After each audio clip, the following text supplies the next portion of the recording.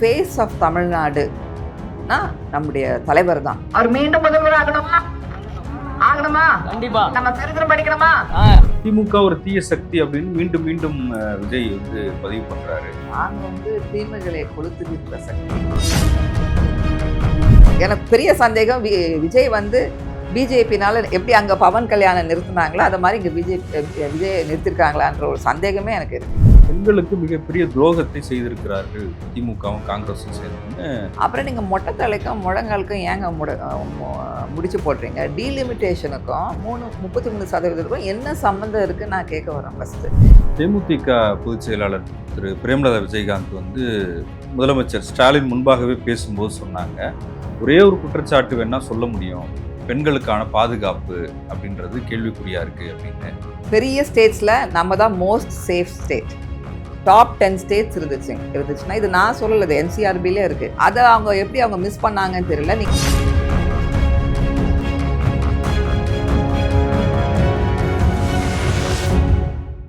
South beat அன்பு உறவுகளுக்கு வணக்கம். நான் ஃபெலிக்ஸ் இன்போலி. இந்த நேர்காணலில் நாம் சந்திக்கிருப்பவர் திமுக மாநில சுற்றுச்சூழல் அணியின் தலைவர், முன்னாள் அமைச்சர் டாக்டர் பூங்கோதை அவர்கள். வணக்கம். வணக்கம். 2026 சட்டமன்ற தேர்தல் வர இருக்கு, இன்னும் 2 நாட்களில். நீங்களும் தேர்தலுக்கான சுற்றுப்பயணத்தில் இருந்தீங்க. இந்த முறை நீங்கள் போட்டி போடலை. போன முறை போட்டி போட்டிங்க, வெற்றி வாய்ப்பை கொஞ்சம் ஓட்டில் இழந்தீங்க. இந்த முறை உங்களுக்கு வாய்ப்பு இல்லை, இருந்தாலும் தேர்தல் பரப்புரையில் இருந்தீங்க. மக்களை சந்திச்சிருப்பீங்க. மக்கள்கிட்ட நீங்கள் என்ன சொல்கிறீங்க, மக்கள் உங்ககிட்ட என்ன சொல்கிறாங்க? ரொம்ப எழுச்சியாக இருக்குது எங்கே போனாலும். அதே சமயத்தில் ஒரு எக்ஸ் ஃபேக்டர் விஜயன் ஒரு எக்ஸ் ஃபேக்டர் இருந்தால் கூட பெண்கள் மத்தியில் மிகப்பெரிய வரவேற்பு இருக்குது.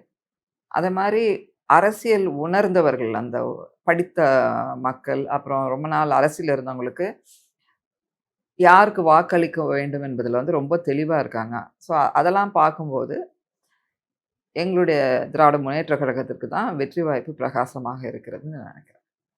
இல்லை, எதை முக்கியமான ஃபேக்டராக வச்சு நீங்கள் பேசுகிறீங்க? ஏன்னா மெயின்லி மகளிர் உரிமை தொகை அது ஒரு மிகப்பெரிய ஹிட்டு. அப்புறம் விடியல் பயணம், இன்னும் மற்ற 2 திட்டம் ஒன்று புதுமை பெண் திட்டம், தமிழ் புதல்வன் திட்டம். இதெல்லாம் பார்த்தீங்கன்னா கேஷ் பெனிஃபிட் ட்ரான்ஸ்ஃபர்னுவாங்க. அதாவது நம்ம டைரெக்டாக இடைத்தரகர் இல்லாமல் அவங்களுக்கு கேஷை நம்ம பேங்க்கில் போடுறதுனால அது கிட்டத்தட்ட சைனாவில் சொல்லுவாங்கள்ல, ஒருத்தனுக்கு மீனை கொடுக்காத தூண்டிலில் கொடுன்னு சொல்லிட்டு. ஆக்சுவலி அது பார்த்தீங்கன்னா அது எங்களுடைய முதல்வர் தூண்டிலில் கொடுத்த மாதிரி தான். நான் அண்மையில் கிராமத்தில் ஓட்டு கேட்க போகும்போது எல்லா பெண்கள்கிட்டையும் அவங்களுக்கு பேசிகிட்டு இருந்தேன். உரிமை தொகையை ரொம்ப மகிழ்ச்சியாக இருந்தாங்க. முதல்ல அவங்களுக்குன்னு ஒரு சுதந்திரம் வந்துடுச்சு. நம்ம கையில் ஒரு மாதம் இவ்வளோ காசு வருதுன்னு. அப்புறம் அந்த விடியல் பயணம். ஸோ இதில் என்னென்னா, நமக்கு ஏற்கனவே தமிழ்நாட்டில் தான் நிறையா பெண்கள் வேலைக்கு போகிறாங்க எல்லா தரப்புலையும். அதாவது ஒர்க்கிங் கிளாஸ்லேருந்து ப்ரொஃபஷனல் கிளாஸ் வரைக்கும் பார்த்தீங்கன்னா தமிழகத்தில் தான் பெண்கள் அதிக அளவு போகிறாங்க. பொதுவாக இந்த ஒர்க்கிங் கிளாஸ் விமென்லாம் இப்போ ஒரு சின்ன உதாரணம், எங்கள் தொகுதியில் பீடி தொழில் தான் பெரிய தொழில். அங்கே பெண்கள்லாம் வீட்லேயே உட்காந்து பீடி சுற்றுவாங்க. ஒரு 4,000 to 5,000 ஒரு மாதம் சம்பாதிப்பாங்க. ஆலங்குளம், அந்த தென் மாவட்டங்களில் பொதுவாக தூத்துக்குடி, திருநெல்வேலி, அந்த பக்கம்லாம் தென்காசி மாவட்டங்களில் பீடி தொழில் தான் ஒரு பெரிய தொழில். அது ஒரு மாதிரி வருவாய் தான். ஆனால் இப்போ அது படிப்படியாக குறைஞ்சிட்டு வந்தாலும் இன்னும் அந்த சுற்றுறவங்க இருக்கிறாங்க. இப்போ 10th படித்து முடிச்சுட்டு வேலை வாய்ப்பு கிடைக்காதவங்க, பெண்களை இன்னும் வீட்டுக்கு வெளியில் அனுப்பாதவங்கலாம் அந்த பிள்ளைங்களுக்கு போய் ஒரு கடையில் போய் வேலை பார்க்கணுன்னு ஆசையாக இருக்கும். ஆனால் வீட்டில் இருக்க கணவன் அது பீடி சுற்றி வீட்டிலே இருந்துக்க, நீ அந்த 4,000 7,000 8,000 சம்பளத்துக்கு எதுக்கு வெளியில் போகிறேன்னு சொல்கிறாங்க. ஸோ அப்போது ஒரு பெண்மணியை பார்த்தபோது அவங்க சொன்னாங்க, நீங்கள் உங்கள் முதல்வரை பார்த்தா நன்றின்னு சொல்லுங்கள், நான் இப்போ ஒரு துணி கடையில் வேலை பார்த்துட்டு இருக்கேன், ஏன்னா எனக்கு 1000 ரூபாவும் கிடைக்குது, ஃப்ரீ பஸ்ஸில் போகிறதுனால ரொம்ப நாளாக எங்கள் வீட்டுக்காரர் நீ வேலைக்கு போக வேண்டாம் வேஸ்ட்டுன்னு சொன்னார். ஆனால் இப்போ நான் ஒரு பெரிய துணி கடையில் வேலை செய்கிறேன், மாதம் ஏதோ 6,500 7,000 நான் மாதம் சம்பாதிக்கிறேன்னு சொல்லிட்டு ரொம்ப மகிழ்ச்சியோடு சொன்னாங்க. ஸோ எந்த ஒரு திட்டம் கொண்டு வந்தாலும் அது எஸ்பெஷலி டைரக்ட் பெனிஃபிட், இன்டைரக்ட், நேரடி பயன், மறைமுக பயன். ஸோ அந்த 2,000 நேரடி பயன் ஒருத்தர் 7,000 ரூபா சம்பாதிக்க இருக்குதுன்னா அது ஒரு மிகப்பெரிய திட்டம். அது வந்து இல்ல 2000 நீங்க வந்து 2000 சொல்றீங்களா? இப்போ ரூ. 1000 குடுத்துட்டு இருக்காங்க. இப்ப ரூ. 2000 வரப்போகுது இல்லங்க. 2000 வரும்போது, கூட அவங்க வெளியில வேலைக்கு வேலைக்கு போக ஆரம்பிக்கிறாங்க. இன்னும் அதிக அளவுல போவாங்க. இந்த மெயின்லி யார் மாரி லேடீஸ்லாம் போவாங்கன்னா, இந்த மில் வொர்க்கர்ஸ், அப்புறம் அந்த துணி கடையில சேல்ஸ் கேர்ள்ஸ், அந்த குட்டி கடைகள்ல வொர்க் பண்றது. அந்த மாரி கேர்ள்ஸ்லாம் வந்து வீட்டுக்கு படிச்ச பெண்கள் பீடி சுத்த பிடிக்காது. அந்த பிள்ளைங்களுக்கெல்லாம் வந்து ஒரு 31, 32 வீட்ல குழந்தைய பார்த்துக்கிறதுக்கு ஆள் இருக்காங்கன்னா, அவங்க ஈஸியா ஒரு 7, 8 ஹார்ஸ் வெளியில வேலைக்கு போறதுக்கான ஒரு வாய்ப்ப இது உருவாக்கியிருக்கு. ஏன்னா, அந்த ஒரு நான் சொன்ன மாரி 2000 பிளஸ் ஒரு ரூ. 1000 மிச்சம். So 3 things. ஸோ அவங்களுக்கு நெறைய இடத்துல வந்து வேலை செய்ற இடத்துல உணவும் குடுத்துடுறாங்க மதியானம். ஸோ அதனால வந்து வீட்ல சரி பரவால்ல. அவங்களுக்கு ஒரு ரூ. 7000 வருது இல்லங்க. அப்புறம் பீடி சுத்துறத விட எனி டே ஏன்னா பீடி சுத்துறதுனால ஃபர்ஸ்ட் வந்து பேக் பெயின், அந்த போன் ப்ராப்ளம்ஸ் நெறையா இருக்கும். அப்புறம் டிபி, கேன்சர் போன்ற வியாதிகள்லாம் இருக்கும். ஸோ இது வந்துலாம் வந்து ரொம்ப முக்கியமான திட்டங்கள். இந்த லாங் இல்ல டெர்ம்ல. அது இப்ப திமுக ஆட்சியில அத வாக்குறுதியா கொடுத்து, அதுக்கப்புறமா அத நடைமுறைப்படுத்துனாங்க. 1,30,00,000 ம். மகளிர் வந்து அத பெற்றுட்டு இருக்காங்க. ஆனா, இப்ப அதிமுக வந்தாலும் நாங்க ரூ. 2000 தருவோம்னு எடப்பாடி சொல்றாரு. ம். விஜய் நான் முதலமைச்சரானா 2500ன்னு சொல்றாரு. ம். அப்ப எல்லாருமே அந்த வாக்குறுதி குடுக்கும்போது, அது ஒரு முக்கியமான ஃபேக்டரா எப்படி இருக்கும் பெண்கள் மத்தியில? வாக்கு குடுக்குறதும், வாக்கு நிறைவேற்றுதலயும் ஒரு பெரிய வித்தியாசம் இருக்கு. இதுல வந்து ம் நம்முடைய இப்போ ம அதிமுக தலைவர் அண்ணன் எடப்பாடியாக இருக்கட்டும், அவங்ககிட்டலாம் நம்பகத்தன்மை மக்கள் வந்து இன்னைக்கு வந்து ஃபேஸ் ஆஃப் தமிழ்நாடுனா நம்முடைய தலைவர் தான். அதாவது வந்து இந்திய இறையாண்மைய பாதுகாக்க முடியும். இந்தியாவின் மத்தியில் கூட்டாட்சி, மாநிலத்தில் சுயாட்சி, இந்த ஸ்டேட் ரைட்ஸ் எல்லாம் பாதுகாக்கக்கூடிய ஒரே தலைவர் வந்து he is the face of Tamil Nadu. மக்களுக்கே. இவர் இருந்தா தமிழ்நாடு சேஃபா இருக்கும். ஸோ அந்த ஒரு கான்ஃபிடன்ஸ், ஒரு நம்பிக்கை வந்து நம்ம முதல்வர் மேல இருக்கிறதுனால, அவர் எந்த ஒரு திட்டமா இருந்தாலும் கொண்டு வருவாரு. ஸோ அதுதான் அங்க டிஃபரன்ஸ்.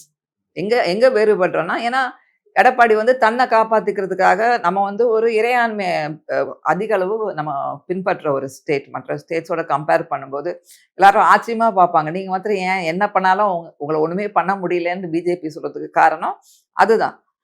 ஆனா இபிஎஸ் அங்க போறது வந்து அது ஒரு பெரிய பின்னடைவு. ஆனா அவங்க அவங்க முன்னாடி இருந்த அவங்களுடைய தலைவி வந்து மோடியா, லேடியான்னு சொன்னவங்க. ஆனா இவரு அங்க போய் இருக்கிறது வந்து யாராலயும் சிறுபான்மை மக்கள் மாத்திரம் இல்ல, வெகுஜனங்களுக்கும் அது வந்து அது பொருந்தல. அப்புறம் விஜய வந்து நம்ம ஒரு ஃபேக்டராவே இதுக்குள்ள எடுக்க வேண்டாம்னு நெனைக்கிறேன். இல்ல அவருக்கு ஒரு மாஸ் இருக்கு.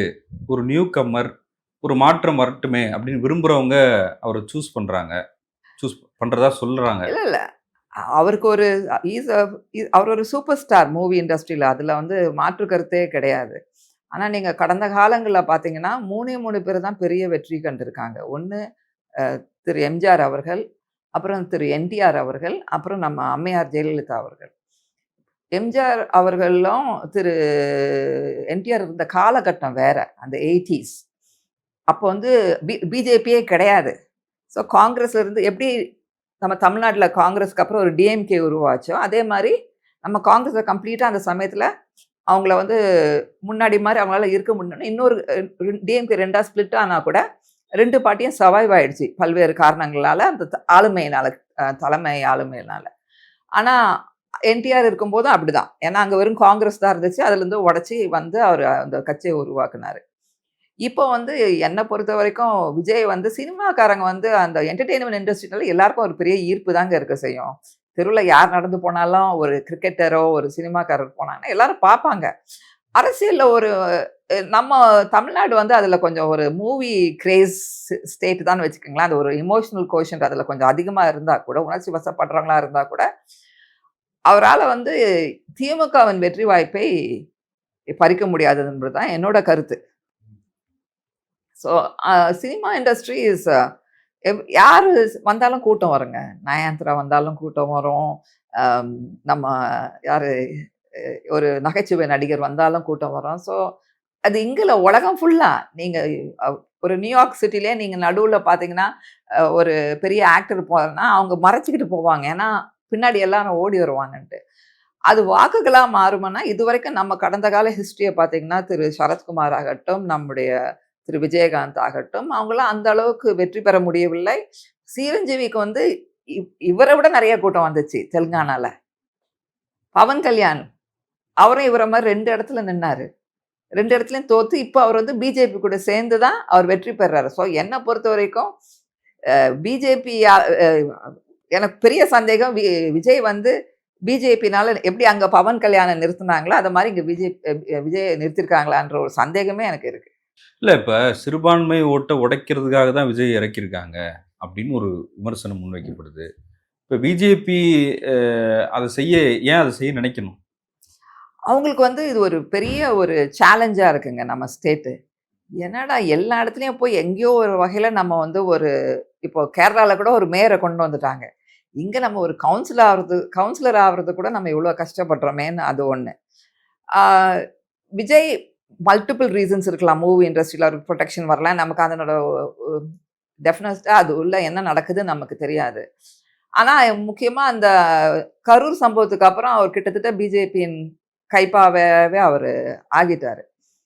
அதனால சிறுபான்மை ஓட்டெல்லாம் அவ்வளோ ஈஸியெல்லாம் பிரிக்க முடியாதுங்க. நம்ம சமுதாயம் வந்து நம்ம பொருளாதாரமும் நம்ம தமிழ் சமுதாயமும் ஒரு அறிவார்ந்த சமுதாயம். அண்ட் நம்ம எக்கானமியும் is a knowledge based economy. அறிவை தான் நம்ம வந்து முதலீடாக வச்சு நம்ம வளர்ந்துருக்கோம். நம்மக்கிட்ட இயற்கை வளங்கள் கூட அவ்வளோ கிடையாது. ஸோ அதனால் மக்கள் கூர்மையாக சிந்திச்சு சரியாக ஓட்டு போடுவாங்க. இல்லை, பெண்கள் முன்னேற்றத்தில் அக்கறை இருக்கிற அரசு திமுக அரசு, அதனால பெண்கள் நம்புறாங்க அப்படின்னு சொல்றீங்க. பெண்களுக்கு மிகப்பெரிய துரோகத்தை செய்திருக்கிறார்கள் திமுகவும் காங்கிரஸும் சேர்ந்துன்னு பிரதமர் மோடி குற்றம் சாட்டியிருக்காரு. அப்படி பாக்குறீங்க? மோடி வந்து ஒரு தவறான ஒரு கருத்தை பரப்பிட்டு வராரு. முதல் வந்து இதை வந்து ஒரு 4 மாநிலங்கள்ல மிகப்பெரிய தேர்தல் நடந்து கொண்டிருக்கின்ற வேளையில் இதை அவசரமாக இதுக்கு வந்து நிறைய பேசிட்டாங்க. இதை ஏன் இப்போ கொண்டு வரீங்கன்னு எல்லாருமே கேட்டுட்டாங்க. அப்புறம் நீங்கள் மொட்டை தலைக்கும் முழங்காலுக்கும் ஏங்க முடிச்சு போடுறீங்க? டீலிமிட்டேஷனுக்கும் 33% என்ன சம்மந்தம் இருக்குன்னு நான் கேட்க வரேன். ஃபர்ஸ்ட் ஏற்கனவே அந்த பில்லு நீங்கள் சொன்ன மாதிரி 2023 தானே பாஸ் ஆகி எல்லாம் ரெடியாக இருக்கு. அதை நீங்கள் பாஸ் பண்ணிட்டு அப்புறம் இதை இண்டிபெண்ட்டாக அந்த பில்லை பாஸ் பண்ண வேண்டியது தானே. ஏன் 2த்தையும் கோத்து விட்டீங்க? அதை நீங்க மக்கள்கிட்ட வந்து மக்கள் தொகை கணக்கெடுப்பின் மூலமாக அதை நிறைவேற்ற முடியும். அதை நீங்க மெதுவா பண்ணிக்கோங்க. இப்ப நாங்க என்ன சொல்றோம், 2 இயர்ஸ் 2.5 இயர்ஸ்ல எலெக்ஷன் வருது. எக்ஸிஸ்டிங் சீட்ஸை வச்சு நீங்க அந்த 1/3 கொடுங்கன்னு தானே எல்லாரும் சொல்றோம். அதை முதல் பண்ணுங்களேன். லெட்டஸ் எங்கேயாவது ஒரு இடத்துல நம்ம தொடங்கணும் இல்லைங்க. இப்ப எப்படி நம்ம மறைந்த பாரத பிரதமர் முன்னாள் திரு ராஜீவ் காந்தி தானே அந்த ரெசர்வேஷன் 33% இடஒதுக்கீடை வந்து கொண்டு வந்தாரு உள்ளாட்சி தேர்தலில். அதை முதல் நடைமுறைப்படுத்தது நம்ம தான் ஃபர்ஸ்ட் அதை வந்து அந்த சட்ட வடிவத்துக்கு வந்து செயல் வடிவம் கொடுத்தது வந்து நம்முடைய கலைஞர் ஆட்சியில் தான். அதுதான் உண்மை. ஸோ இப்போ எவ்வளோ பேர் வராங்க? கிட்டத்தட்ட 44லேருந்து 50%. ஒருவேளை அவங்களுக்கு அந்த பயம் இருக்கோன்னு தெரியல. ஏன்னா பயன்லாஜ் பொதுவாகவே அரசியல் வந்து ஒரு ஆண்கள் அதிகம் உள்ள ஒரு இட்ஸ் மோர் மேல் டாமினேட்டட். அந்த ஒரு காரணமாக இருக்கலாம். இதில் வந்து நம்மக்கிட்ட பங்கு போட வராங்கன்னு சொல்லிட்டு. பட் ஆனால் 50% இருக்கிற பெண்கள் மத்தியிலே இன்னைக்கு வந்து பார்லிமெண்ட்ல 14% தான் ரெப்ரசன்டேஷன். அசம்பிளியில் 8 to 9% தான். ஸோ ஒன்று சட்ட ரீதியாக நம்ம மாற்றங்கள் கண்டிப்பாக கொண்டு வரணும். அதே சமயத்தில் எல்லா கட்சிகளும் சொல்கிறேன், பெண்களை வந்து தே ஹாவ் டு அவங்கள மென்டர் பண்ணி கொண்டு வரணுங்க. கிளைக்கழகத்துலேருந்து எப்படி ஒரு ஆண் வரானோ இன்னைக்கு இந்த பெண்கள் அதுக்கு தயாராக இருக்காங்க. ஸோ அதுதான் நீங்கள் அந்த சட்டம் வர வரைக்கும் வெயிட் பண்ணுறதுக்குள்ள நம்மளும் நம்மளை மாற்றிக்கலாம்ல. இது எல்லாருக்கும் தான் சொல்கிறேன், ஒரு பொதுவான கருத்தாக சொல்கிறேன். அப்போ பெண்களுக்கு வந்து எந்தெந்த கட்சி அவங்க சார்ந்திருக்காங்களோ அந்த கட்சியில் வந்து அவங்களுக்கு கொஞ்சம் முக்கியத்துவம் கொடுத்து அவங்களுக்கு இப்போ அந்த மெயின் பாடி, ஏன்னா அணிகள்லாம் நிறைய பெண்கள் இருப்பாங்க. ஆனால் அந்த ஆக்சுவல் பேரண்ட் பாடியில் பார்த்தீங்கன்னா அவ்வளோ பெண்களோட பங்களிப்பு இருக்காது. ஸோ அங்கே அவங்கள கொண்டு வரணும் ட்ரெயின் பண்ணி. இப்போ எப்படி இளைஞர் அணியிலேருந்து நிறைய ஆண்கள் வந்து மெயின் பேரண்ட் பாடிக்கு போகிற மாதிரி, அதே மாதிரி மகளிர் அணியாகட்டும், எங்கெல்லாம் பெண்கள் வேறு அணியில் இருக்காங்களோ they should go back to the parent, அந்த பேரண்ட் பாடி கிட்ட போய் அங்கே வேலை செய்ய ஆரம்பித்தாதான் தேர்தலில் நிற்க முடியும் அவங்களால. தேமுதிக பொதுச் செயலாளர் திரு பிரேமலதா விஜயகாந்த் வந்து முதலமைச்சர் ஸ்டாலின் முன்பாகவே பேசும்போது சொன்னாங்க, ஒரே ஒரு குற்றச்சாட்டு வேணா சொல்ல முடியும், பெண்களுக்கான பாதுகாப்பு அப்படின்றது கேள்விக்குறியா இருக்கு அப்படின்னு. மீண்டும் ஸ்டாலின் முதலமைச்சரானால் என்னுடைய அண்ணன் மாதிரி அவர்கிட்ட நான் கேட்டு அதையும் சரி செய்வோம் அப்படின்னு சொன்னாங்க. அந்த கருத்தை எப்படி பார்க்குறீங்க? இதை பற்றி நிறைய பேர் பேசிட்டாங்க. அது வந்து அவங்க எப்படி எந்த அடிப்படையில் அது அவங்க பேசுனாங்கன்னு தெரியல. ஏன்னா national commission of records bureau, அதாவது தேசிய காவல் ஆணையகம் பார்த்தீங்கன்னா ரொம்ப கிளியராக இருக்குது. நம்ம வந்து பெரிய ஸ்டேட்ஸில் நம்ம தான் most safe state. Top 10 states இருந்துச்சுன்னா, இது நான் சொல்லலை, இது என்சிஆர்பிலே இருக்குது. அதில் பார்த்தீங்கன்னா முதல் மெகாலயா, நாகாலாந்து, சிக்கிம் அதெல்லாம் வருது, கோவா வருது, அப்புறம் கேரளா வருது, அதுக்கப்புறம் நம்ம தான் வரோம். தமிழ்நாடு தான் வருது. 10வது இடத்துல வந்தாலும் முதல் 9 இடத்துல இருக்கிற ஸ்டேட்ஸ்லாம் குட்டி குட்டி ஸ்டேட்ஸ், யூனியன் டெரிட்டரிஸ். அதில் கேரளா மட்டும்தான் பெரிய ஸ்டேட்டாக இருக்குது, மற்றதெல்லாம் யூனியன் டெரிட்டரிஸ். இது வந்து நான் சும்மா சொல்ல, அங்கே it's there, it's on record. ஆனால் அதை அவங்க எப்படி அவங்க மிஸ் பண்ணாங்கன்னு தெரியல. நீங்கள் பார்த்தீங்கன்னா க்ரைம் நிறையா இருக்கிறது ஹையஸ்ட் வந்து யூபியில் தான். அதாவது 1,00,000 பெண்களுக்கு வந்து 160 க்ரைம் நடக்குது. அதுலேயும் வந்து தமிழ்நாட்டில் தான் இப்போ ஒரு பெண் போய் எனக்கு பிரச்சனைன்னு சொன்னால் உடனே அந்த கேஸை ரெக்கார்ட் பண்ணுறது, அந்த எஃப்ஐஆர் போடுறது நம்ம தான் ஃபாஸ்டஸ்ட். அந்த ஜஸ்டிஸ் டெலிவரி வந்து குயிக்காக கொடுக்குறதும் தமிழ்நாடு தான். அது ஏன் ஒருவேளை அவங்களுக்கு ஒரு பெர்செப்ஷனாக இருந்திருக்கும். ஏன்னா நம்ம தமிழ்நாடு வந்து விழிப்புணர்வு அதிகங்க. இப்போ அமெரிக்காலே நீங்கள் பார்த்தீங்கன்னா ஒரு குழந்தை கிட்னாப் ஆகிடுச்சுன்னா கொய்யோ மொயின்னு கத்துவாங்க. ஏன்னா அது எப்பயாவது ஒரு சமயம் நடக்கிறது. ஸோ இது எப்பயாவது ஒரு சமயம் நடக்கும்போது நம்ம பெருசாக தெரியுது. ஏன்னா தமிழ்நாட்டில் வந்து 1,00,000 பெண்களுக்கு வந்து 23 பெண்கள் தான் ஏதாவது ஒரு வகையில் வந்து they get involve in the crime. அது 160 எங்க யூபியில். அப்புறம் மற்றதெல்லாம் பார்த்தீங்கன்னா ஒரிசா, மத்திய பிரதேஷ், ராஜஸ்தான், முக்கால்வாசி வந்து அசாம், இதெல்லாம் வந்து பிஜேபி ஆளுகின்ற மாநிலங்களில் தான் பெண்களுக்கான வன்கொடுமை மிக அதிகமாக இருக்கிறது. இது வந்து நீங்கள் இது ஆதாரத்தோட நான் சொல்கிறேன். ஆனால் அரசியல் கட்சியில் தொடர்ச்சியாக பிரச்சாரம் பண்ணுறாங்களே. இப்போ விஜய் கூட வந்து சிசிடிவி கேமரா வந்து எல்லா இடத்துலையும் பொருத்துவோம் அப்படின்னு வாக்குறுதி கொடுக்குறாரு. அதெல்லாம் ஏற்கனவே இருக்குதுதாங்க. அவங்களுக்கு களத்தில் வந்து ஏதாவது சொல்லணும். So they have to say something. அதுக்காக அவங்க சொல்கிறதுக்கெல்லாம் வந்து நாங்கள் ப்ரூவ் பண்ணிக்கிட்டு தானே இருக்கிறோம். ஸோ நான் இப்போ இன்னைக்கு நான் எடுத்து வைக்கிற கருத்து எல்லாமே எதுவுமே வந்து ஆதாரம் இல்லாத ஒரு கருத்து இல்லை, உண்மையான கருத்து தான். இப்போ வரலாறை திரும்பி புரட்டி பார்த்தா அது எல்லாமே ஒரு எவிடன்ஸ் பேஸ் தான். பொதுவாக டிஎம்கேல நாங்கள் எது சொன்னாலும் அதை ஒரு ஆதாரத்தோட பேசக்கூடிய ஒரு விஷயங்கள் தான். அதனால அவங்க சொல்றதெல்லாம் அவங்க சொல்லிட்டாங்கன்னா அது சரியாகாது.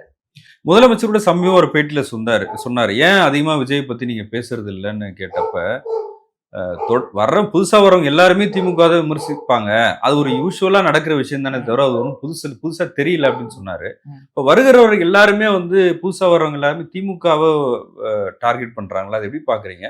திமுக ஒரு தீய சக்தி அப்படின்னு மீண்டும் மீண்டும் விஜய் வந்து பதிவு பண்றாரு. நாங்க வந்து தீமைகளை கொளுத்துகின்ற சக்தி, நாங்க வந்து தீய சக்தி எல்லாம் கிடையாது.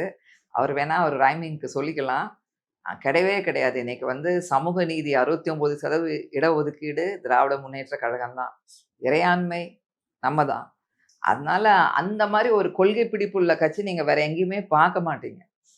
ஸோ அது வந்து இன்னைக்கு நீங்க பாத்தீங்கன்னா அந்த ஒரு கோர் ஓட்டு இன்னைக்கும் எங்க போனாலும் அந்த திமுக ஃபேமிலி அது ஒரு ப்ரைட். ஏன்னா இன்னைக்கு வந்து நீங்க பாத்தீங்கன்னா திராவிட முன்னேற்ற கழகத்தினால பயனடையாத ஒரு குடும்பத்தினை காட்டுங்க ஏதாவது ஒரு வகையில. ஏன்னா அந்த அடிப்படை தந்தை பெரியார், அண்ணா, தலைவர் கலைஞர், இவங்க மொத்த உருவமா நம்முடைய முதல்வர் வந்து அந்த திட்டங்கள்லாம் கொண்டு வந்து இன்னைக்கு ஓங்கி இன்னைக்கு யாருங்க தைரியமா நம்ம பாரத பிரதமர் மோடியை எதிர்த்து பேசுறது? முதல்வரை தவிர இதை கூட இந்த டீலிமிட்டேஷனை கூட முதல் முன்னெடுத்தது வந்து நம்முடைய முதல்வர் தான். அதுக்கு தான் முதல் குரல் கொடுக்க ஆரம்பிச்சாரு. இதில் என்ன பரிதாபம்னா வழக்கம் போல 33% பெண்கள் தான் தியாகம் பண்ண வேண்டியதாக ஆயிடுச்சு. ஆனால் கண்டிப்பாக அதுக்குரிய மாற்று இப்போ எங்கள் கட்சியில் மிஸ்டர் வில்சன் நாடாளுமன்ற அவர் தனி மசோதாவாக கொண்டு வரதுக்கு முயற்சி செய்கிறாரு. அப்புறம் கண்டிப்பாக நாங்கள் வெற்றி பெற்றுட்டா அதுக்கு அழுத்தம் கொடுத்து கண்டிப்பாக எங்கள் தலைவர் வந்து அந்த பில்லை தனியாக பாஸ் பண்ணுறதுக்கான முயற்சியை நம்ம மேற்கொள்வோம்னு அவர் கூறியிருக்கார். நன்றி, உங்களுடைய நேரத்துக்கு மிக்க நன்றி. தேங்க்ஸ்.